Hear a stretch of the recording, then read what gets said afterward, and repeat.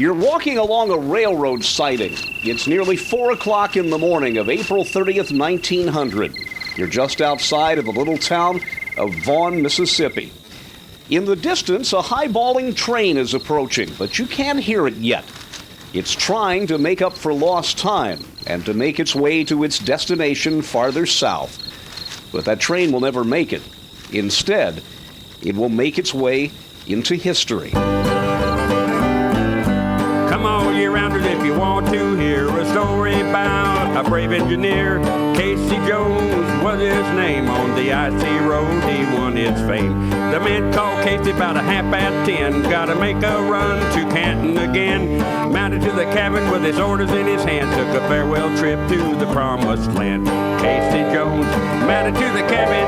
Casey Jones, orders in his hand. Casey Jones mounted to the cabin. Took a farewell trip to the promised land. It was early morning. The world has changed a lot in the more than 100 years since Casey Jones rode his train into history. This sleepy railroad siding where that incident happened is no longer in an isolated area. It's no longer quiet here. It's beside a busy county road and just yards from an interstate highway. Thousands pass through this area every day, not realizing that they are passing by hallowed ground. The legend of Casey Jones is known around the world, but the legend is sometimes twisted. For some, it's the story of a reckless, fast-driving railroad engineer cannonballing his train through the fog to make up for lost time with faithful assistant Sim Webb at his side. For others, it's the story of courage, the story of an affable, gregarious, 6'4" strapping railroader in his mid-late 30s who would give up his life to save the lives of others in an unavoidable railroad accident that was not of his making. For those of us who know the true story, Casey Jones is truly an American hero. On the 100th anniversary of Casey's final trip, hundreds gathered in Jackson, Tennessee, Casey's home at the time, to hear the music, to listen to the old story being retold, and to visit with some of Casey's descendants. I had the pleasure of emceeing part of that ceremony, so stick around. We'll hear what went on that day. We'll hear from Casey's great-grandson. We'll hear some interesting variations on the ballad of Casey Jones, and a lot more. Ben Langford was a member of the Jackson, Tennessee City Council when the Casey Jones Museum was getting off the ground. I can recall about 70 years ago that first thing that I learned, of course, was the alphabet and count to 100, taught to me by my mother before I entered kindergarten at the age of 4. But I can remember the first 4 or 5 things that I memorized: the Lord's Prayer, National Anthem, Pledge of Allegiance, 23rd Psalm, and Casey Jones song. I memorized all of those. And even though I am 76, I know them all today. Speaking for Casey's descendants was Charles House, Casey's great-grandson. I want to talk and focus on the emotions that were going on about 3:52 a.m. on April 30th, 1900. Casey was working out of Memphis. It was about 10 o'clock that night, April 29th to be exact. Casey and his fireman Sim had finished their run to Canton, Mississippi and back. They had checked out and were prepared to go home. Another engineer called in sick. Casey and Sim volunteered to double back, take the next run of the cannonball to Canton. The yard crew hooked 382 to the train, and around midnight, in the rain, they headed out southbound. Now it's about 3:50 a.m., April 30th. Casey and Sim are 2 or 3 miles north of the station at Vaughn. It's raining and foggy. They're running about 75 miles an hour. At that point, the track makes a long curve to the left. Seated on the right-hand side of the engine, Casey cannot see down the track because the engine blocks his view. Sim Webb had just finished firing the engine and had taken his seat on the left-hand side of the cab. He looks down the track, and I wasn't there, but I know it must have been a second's hesitation. He sees 2 red dots off in the distance. He hesitates and says to himself, "What the heck is that?" And suddenly he realizes it's 2 red lanterns on the back of a caboose. He screams at Casey, "There's a train on the main line."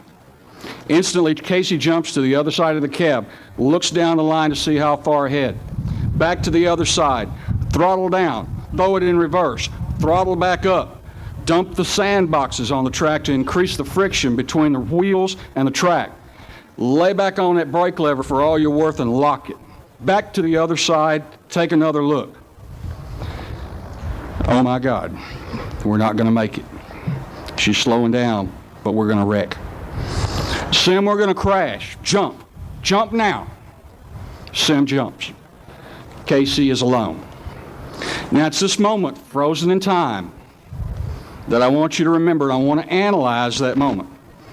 Casey has already physically done everything he can to stop that train, and it's not going to be enough. He has a decision to make. Sim just went over the gangway. We know today that Sim survived the jump to tell the story for many years. The odds are highly favorable that if Sim survived, then Casey would have survived if he had jumped and likely been home with Janie and his 3 children that same day. But there were people on that train up ahead. There's a crew, and the crew normally slept in the caboose. Not that they were definitely there, but there was also people, a crew and passengers on Casey's train. I can feel Casey's emotions as I'm standing here. His adrenaline had to be pumping wide open. Broke out in a cold sweat. The hair on his neck standing on end. Heart in his throat, stomach in a knot. What do I do? Instantly, Casey makes the right decision. Those people have to be warned. They have to be given their best chance for survival. Casey lays down on that whistle cord and puts every ounce of over 6'4", 200 pounds into getting just a little bit more leverage on those brakes. Try to minimize whatever's going to happen. Well, we all know it wasn't enough, and that's why we're here. But I would suggest to you that that point in time is where a legend was born, and that point in time is where a hero was made. And that's what I want you to remember about Casey Jones. Casey Jones, mounted to the cabin. Casey Jones, orders in his hand. Casey Jones, mounted to the cabin, took a farewell trip to the promised land.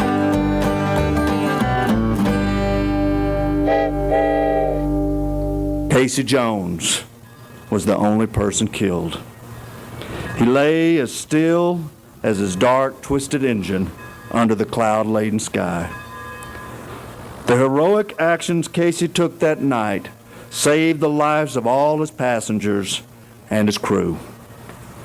With the knowledge that his own life would be lost and all he loved left behind, Casey willingly gave up his life for others, creating a legend and a place in history for the bright-eyed boy who became a gallant engineer. All kinds of heartaches, all kinds of pain, they all ride along on a railroad train. Stories of brave men, noble and tall, the greatest of them all was Casey Jones. Casey Jones, mounted to the cabin. Casey Jones, orders in his hand. Casey Jones, mounted to the cabin, took a farewell trip to the promised land. I'm Dennis Daly. I say thank you and remind you to keep the memory of Casey Jones alive and bright for future generations.